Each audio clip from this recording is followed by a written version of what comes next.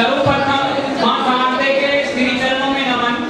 परम आदरणीय आज के कार्यक्रम के अध्यक्ष और श्री कृष्णा एजुकेशन ग्रुप के चेयरमैन श्री राम सिंह यादव को प्रणाम और डॉक्टर मनोज कुमार धाकर जी को मेरा प्रणाम तथा प्रिंसिपल महोदय मेरे विद्वत शिक्षकगण जिनके सानिध्य में रहकर हमने 2 साल का शिक्षण प्रशिक्षण लिया, उनके चरणों में मेरा दंडवत प्रणाम।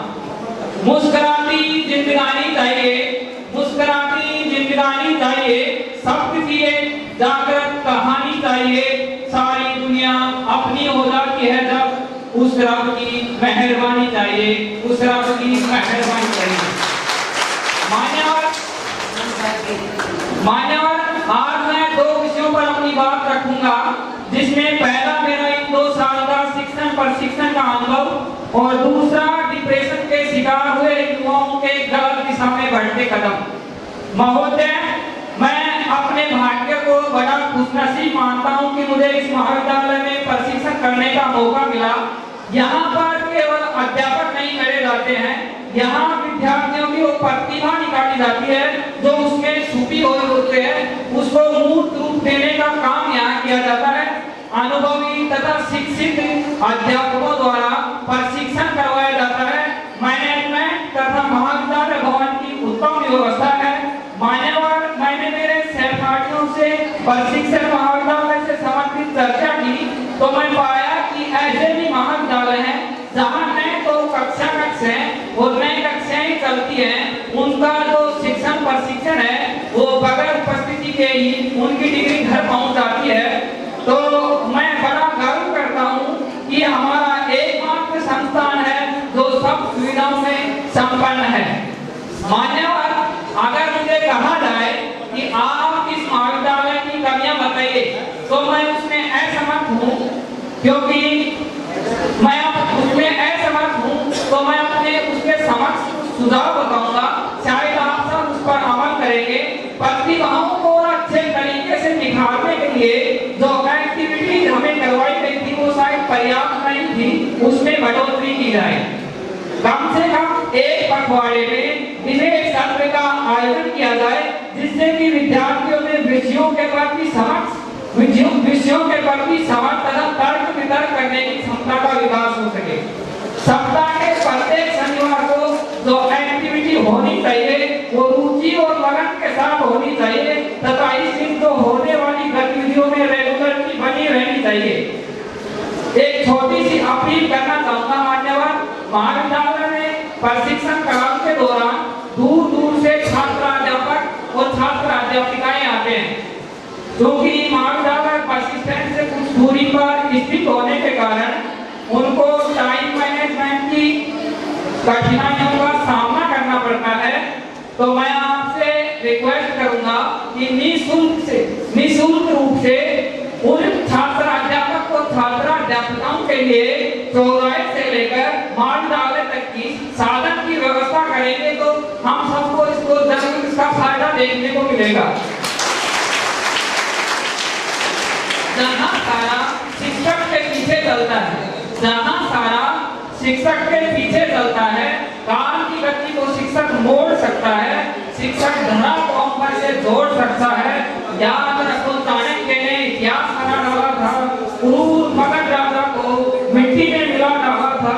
शिक्षक से ही अर्जुन और युधिष्ठिर जैसे नाम है, शिक्षक से ही अर्जुन और युधिष्ठिर जैसे नाम है।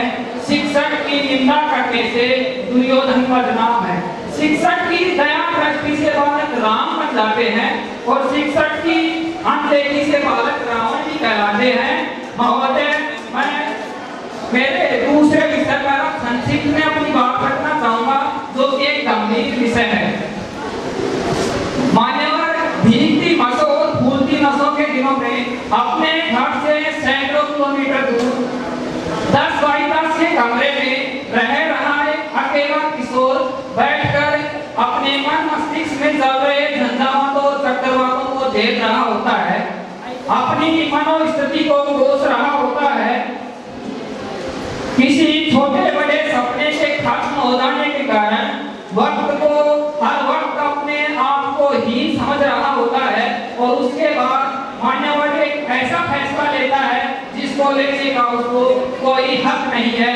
मान्यवर मैं खत लिखकर छोड़ता है और फिर इस दुनिया को छोड़ देता है। वो अपने आखिरी खत में लिखता है कि मेरे पास कोई दूसरा विकल्प नहीं बचा था, इसलिए एकमात्र ही मेरे पास आत्महत्या ही एकमात्र समाधान है। मैं आत्महत्या कर रहा हूँ, मुझे माफ करना। यह कहकर वह मर जाता है। और मेरा आज का विषय उस आखिरी खत का जवाब है कि आत्महत्या कोई समाधान नहीं है। मान्यवर जरा सोचिए, किसी कमरे में एक रस्सी पंखे से लटकी हुई है और उस रस्सी के एक लड़का लटका हुआ है जिसके निर्जीव शरीर के निर्बल हाथ पैर हवा में झूल रहे होते हैं, आंखें फटी हुई हैं और गर्दन की नसें टूट गई हैं और गले पर गालों पर आंसुओं की कुछ बूंदें सूख कर जमी हुई हैं। मान्यवर एक बार के लिए तो मर गया, लेकिन उसकी फटी हुई आंखें, उसकी मां का वो कलेजा, फटा हुआ कलेजा बनकर जिंदा रहेगी। उसकी गर्दन की टूटी हुई नसें उसके बाप के दिल के उद्धार बनेंगे जो कभी जंगलित नहीं होंगे। और उसकी आंखों पर सूखी हुई बूंदें उसकी बहन की आंखों से हरदम बहा करेगी, जो उसको जिंदगी भर पोषा करेगी। और उसके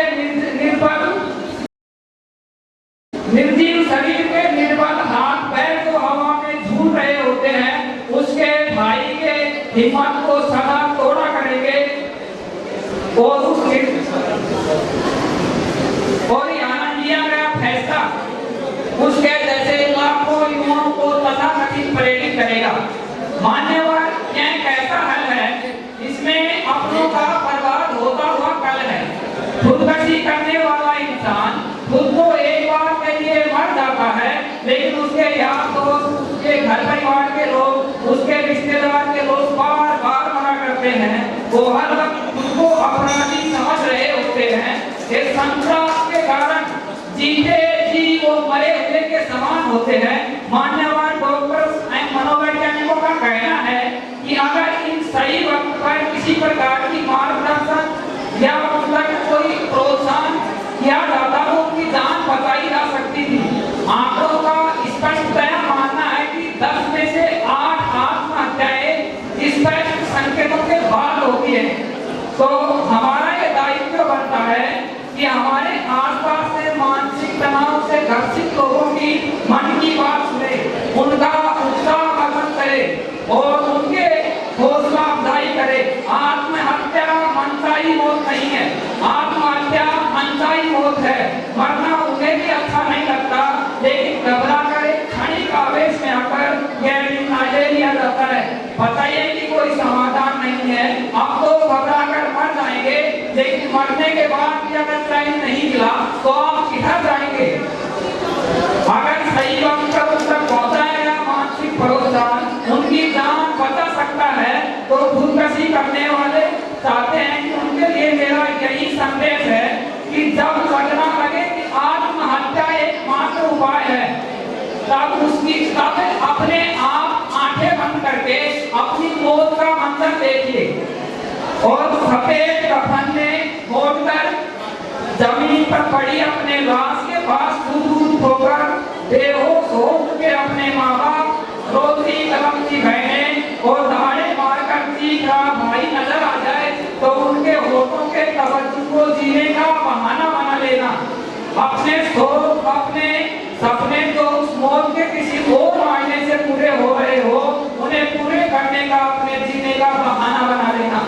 अपनी कला को विस्तार देने का, आगे जीवन को निखार लेने का, दूसरों को उपकार देने का कोई एक बहाना बना लीजिए।